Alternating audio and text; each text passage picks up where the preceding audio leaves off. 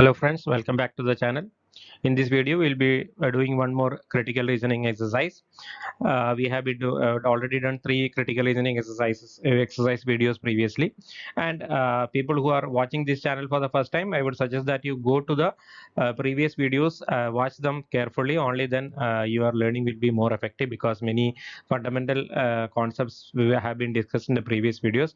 And after that, if you watch this video after those videos, then we will be able to grasp the things more clearly without any problem. So without further this thing, we will be going to the exercises.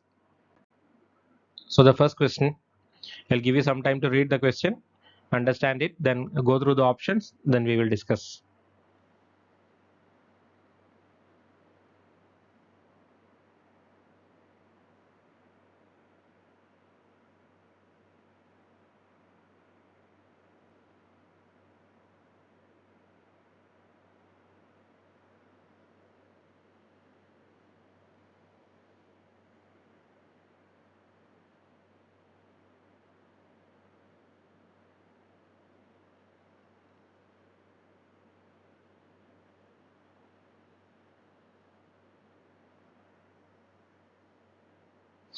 All right, the passage is talking about the destruction and burial of a city, or ancient city called Sifisa, which was some people believe that it was buried due to a volcanic eruption of Mount Amnos in AD 310.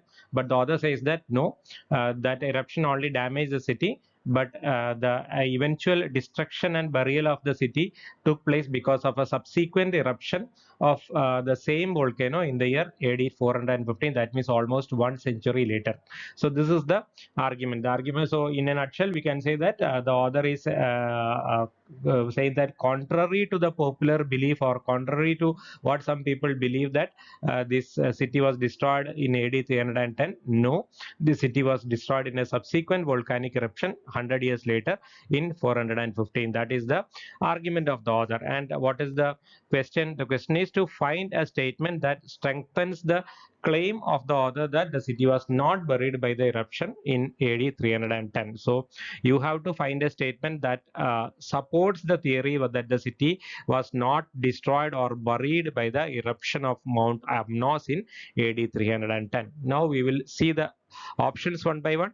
Option A, the city of Safisa is mentioned in a historical work known to have been written in AD 400. So it says that the city's name is mentioned, or the whatever has happened in the city is mentioned in a historical work written in AD 400. So even if we assume that the city was destroyed or buried in AD 315, there is a chance that the mention of the city could be there in a document written in AD 400, because it is only 90 years later, right? If we assume that the city was destroyed in AD 310, 90 years later, some document mentions the details about the city. That is possible because 90 years means only one generation, or the same generation, or the next generation of people would be remembering about the city, so they will mention it. So just because the city is mentioned in a historical work, you cannot assume that the city was not destroyed in AD 310. It is possible that the city was destroyed in AD 310. Still, some people remembered about it and they mentioned it in a historical document. So this is why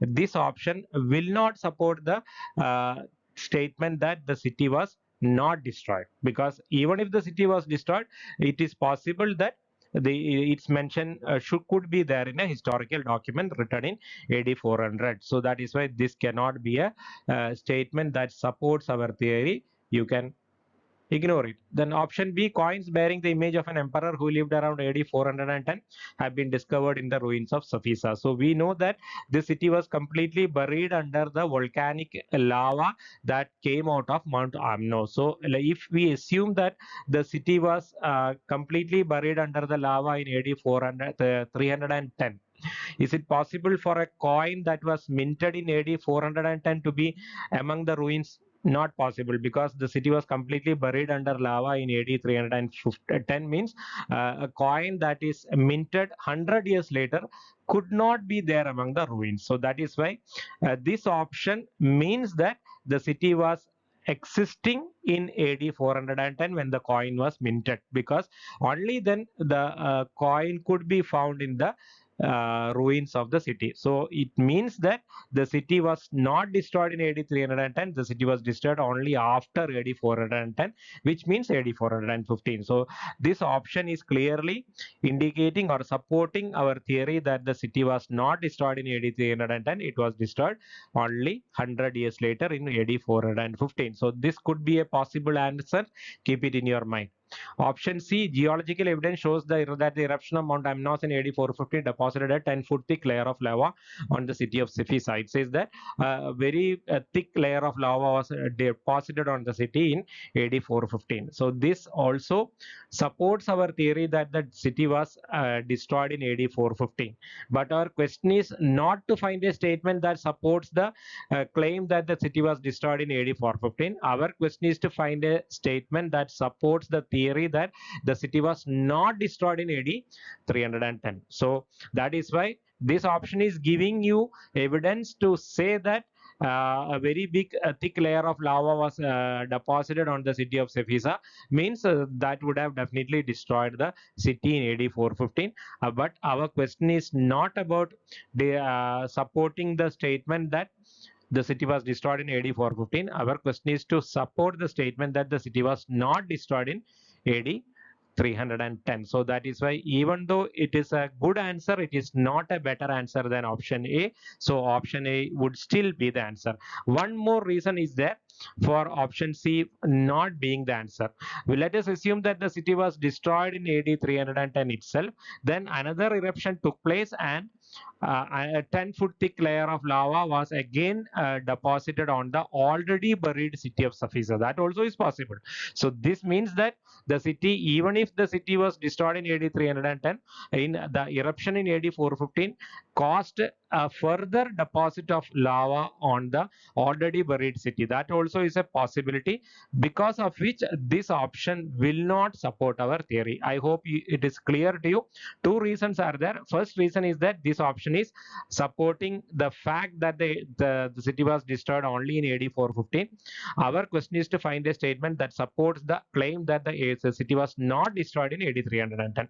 So that is one reason. Second reason is this option is not excluding the possibility that the city could have been destroyed in AD 310. So because if it had been destroyed, another layer of lava could have been formed on the already buried city. That also is possible, right? So that is why this option may not be a good answer. It is not a better answer than option B. So we will not consider C as a answer. Then option D, artworks from the city of Savisa have been found in the ruins of another city known to have been destroyed in AD 420. That means some works of art which were in Safisa, which were originally from Safisa, they have been found in another city which was destroyed in AD 420. Let us assume a scenario where both the cities were existing at the same time.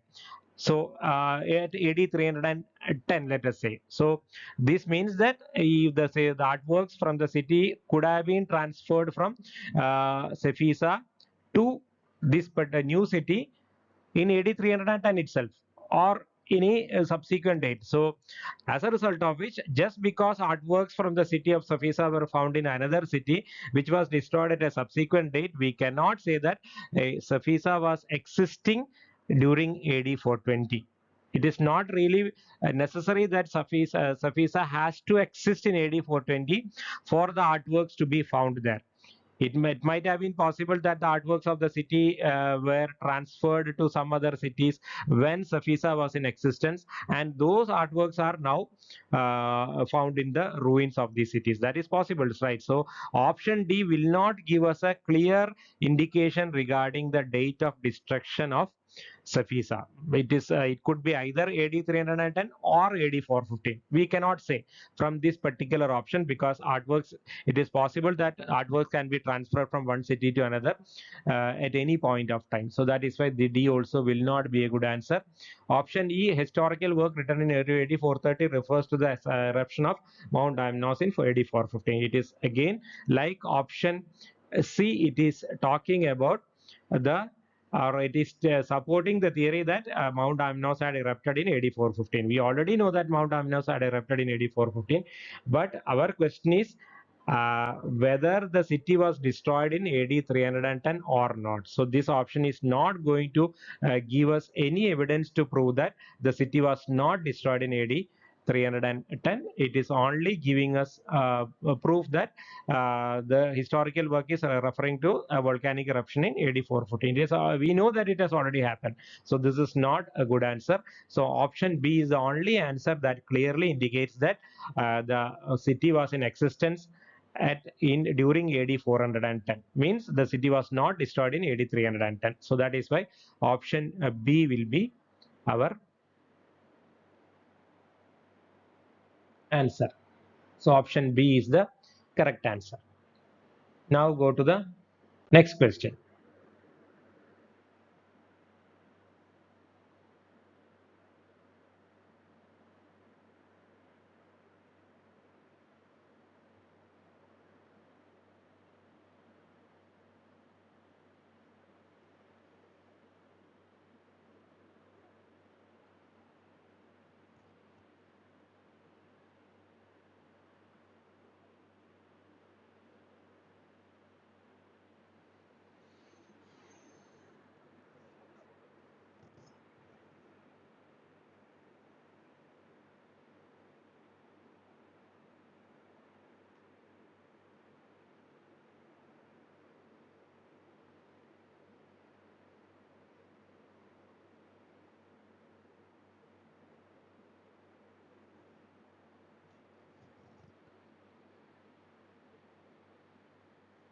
What is institutionalized penalization? Legalized penalties means a government is forming certain institutions. These institutions are penalizing the consumers, or government is forming certain rules or regulations which are implemented through institutions, which are in fact like a penalty to the consumers. That is why the passage is claiming that the current farm policy means agricultural policy. So the current agricultural policy is like a government authorized penalty to consumers. How it increases the food prices for the middle and low income families and cost taxpayers billions of dollars a year. So this is why it is called institutional penalization, because it is increasing the food prices, or the food prices are becoming very costly, or it is becoming less affordable for the middle income groups and the low income families, and it is also costing the taxpayers a lot of money. Means people are paying a lot of taxes towards maintaining the farm policy. So these are the two reasons why it says that current farm policy is an institutionalized penalization. Penalization means imposing a penalty. Now you have to find the statements which are supporting the author's claim. So in short, you have to find statements that support the argument that the agricultural policy at present is costing a lot of money to the taxpayers. It is also making the food products unaffordable for the middle and low income families. Option 1, farm subsidies amount to roughly $20 billion a year in federal payouts and 12 billion more in higher food prices. So it says that the subsidies given to farmers are costing the government. Federal payout means government is paying out, or government is giving the in from its pocket. So that is why federal payout. So farm subsidies, or the subsidies that are given to the farmers, are costing the government around $20 billion, and $12 billion are also recovered from the consumers as higher food prices. So the consumers are also having to pay higher amount as food prices, and government also is paying a lot of subsidies. So this is how it is affecting the people and the government. So this is our statement is very clearly supporting our statement, because our statement is saying that agricultural policy right now is an institutional penalization, because the government as well as the consumers are paying a lot of money, and the taxpayers as well as the consumers are paying a lot of money. So when government is giving subsidies, what is happening? Government will be recovering that subsidies from the consumers through higher prices or in the form of taxes. That is why option 1 is clearly indicating that this is actually increasing the prices of food products for the consumers because government is increasing the prices to recover the payouts, as well as the government is increasing the taxes so that they can recover the subsidies given to the farmers. So option 1 is a very clear statement that supports the argument. Option 2, or statement 2 rather, according to a study by the Department of Agriculture, each $1 benefit provided to farmers for ethanol production costs consumers and taxpayers $4. So for every $1 that the farmer is supported, the taxpayer as well as the consumer is charged $4. Again, the same thing that the author is saying, because the agricultural policy is increasing the cost or the tax burden as well as the cost of the consumer. So this option is also, this statement is also very clearly supporting the argument. Statement 3, the average full-time farmers have an average net worth of over $300,000. So it says that all the farmers are reasonably rich. So whether the farmers are rich because of the government policy, can we clearly say from the whatever is given to us, the whatever facts are given to us, can we say that because of the farm policy, farmers are becoming rich? We cannot clearly say. So we have seen that what are the how facts have to support the assumptions as well as the conclusion. So here, are there any facts given to us which says that the farmers are becoming rich because of the farm policy? No. The passage only tells us that the consumers and the taxpayers have to pay a lot of money because of the farm policy. Whether this money is given to the farmers or not, we don't know, because from whatever is given to us, we know that what is happening, government is giving lot of incentives and subsidies to the farmers, and in order to make up that money, what government is doing, government is increasing the taxes as well as increasing the food prices. So what is happening, the whatever extra money that the consumers and taxpayers are giving, it might be going to the government, not to the farmer. So this option is not, or this statement is not really supported by the facts given to us. We know that any assumption or conclusion should be supported by the facts given. So this we cannot say that the entire subsidies or support that the government is giving to the farmers, all that money is going to the farmers. Definitely. So that is the fact. There are no facts in the passage to support it. So we cannot say that the farmers becoming rich or farmers net worth increasing is because of the farm policy. So that is not a good statement. So third statement cannot be concluded. We can say that 1 and 2 are statements that support the argument. Third statement is not supporting, because we do not have enough facts to argue that because of the farm policy, farmers are becoming rich. We cannot say that. So 1 and 2 are the statements that support the argument. Third one is not a statement that support the argument. So your answer should be option D. Now go to the third question.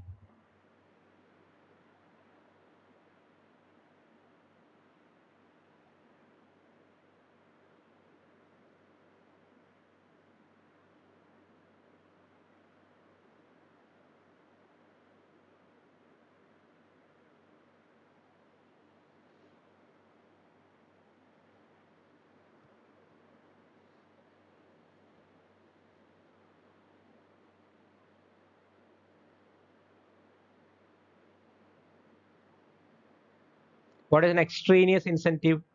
Any incentive or anything that motivates people to do something which is not really connected to the issue at hand. That is called an extraneous. Extraneous is something extra.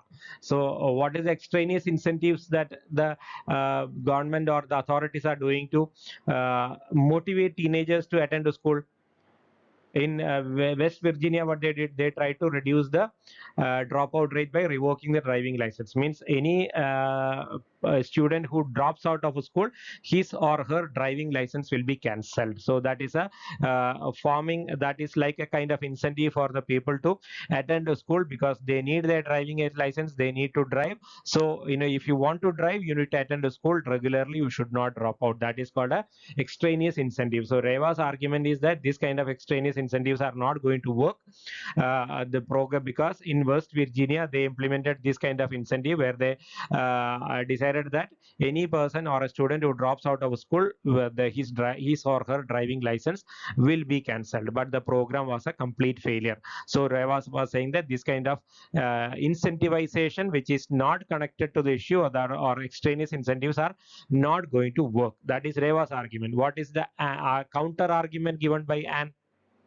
And he's saying that yes, the West Virginia program was a failure, but there are many schools where these kind of incentive programs are very successful in improving the attendance. So Anne is only saying that yes, she is admitting that the West Virginia program was a failure, but there are many cases where such kind of programs have been successes. This is what Anne is saying. Now, your question is according to Anne the weak point in Reva's claim. So what is the weakness in the claim made by Reva as per Anne? So this is very, very important. You have to read the question properly. The according to Anne is very important. You are not asked to find out the general weak point in the Reva's claim. It is as per Anne, what is the weak point in Reva's claim. So you have to very carefully read what Anne is saying as a counter argument. From this, you can understand what is the weak point as in Reva's claim as per Anne. So Anne is saying that yes, you are right. The West Virginia program was a failure, but there are many other cases where these kind of many schools have devised these kind of programs which were very successful. So that is what she is saying. So once you understand that, the answer is very clear. What should be the answer?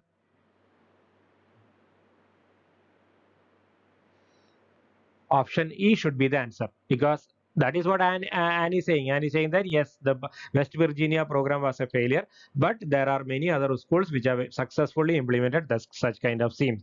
So option E says that it is based on a single example, the incentive program in West Virginia, which may not be typical. So that is what Anne is trying to say. Anne says that Reva, you are only talking about one example and generalizing it, but that need not be correct. Just because it failed in one case, it need not be true that it will be a failure always. So Reva is generalizing on the basis of a single example. So that is a weak point as per Anne. So option E should be the answer very clearly. There should not be any doubt regarding that. Option A fails to consider the possibility that the majority of potential dropouts did not have driving license. If Anne had this kind of belief, she would be mentioning that in her counter argument, but Anne is not saying anything about the students not having driving licenses in West Virginia. She is not saying anything like that. So that is why this will not be your answer. Then option B doesn't provide any exact figures for the dropout rate in West Virginia before or during the program.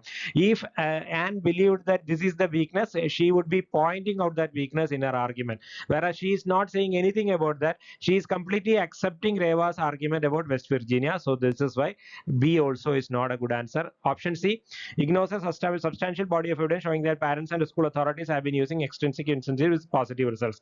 So it says that she is saying that Reva is ignoring a lot of evidence which proves to the contrary, or which proves that these kind of things are already being done successfully by many other schools. If this was the issue, Anne should be saying that. Anne should say that no, you are wrong. There are a lot of evidences to say that many schools are doing it like that. So then we can say that Anne believes that Reva is ignoring a lot of evidences to the contrary, whereas she is not saying anything like that. So that is why this also will not be a good answer. Option D assumes that a positive incentive, a prize or a reward, will be no more effective than a negative incentive, like the revoking of a driving license. So basically, it means that Anne says that it is because of a negative incentive that the program in West Virginia failed. If you have a positive incentive, it will be succeeding. So Anne is not saying that. Anne is not saying anything about whether the positive incentive is more effective or negative incentive is not effective, and is not saying anything about such things in her argument. As a result of which, we cannot say that this is what Anne believes, or this is what Anne believes that the weak point of Reva's argument. So this is wrong. Option E is the correct answer. It is Anne believes that Reva is generalizing only on the basis of a single example, which need not be true. So that is why option E is the clear and correct answer. I hope it is clear. Hope you have found the questions and the techniques that we have discussed on in finding out the answers helpful in your learning and preparation. If you have found it useful, please like, share, and subscribe, and come back for more videos. We'll be doing more and more exercises on critical reasoning and other aspects of reading comprehension in the subsequent videos. So please stay tuned and be with us. Thank you and bye bye.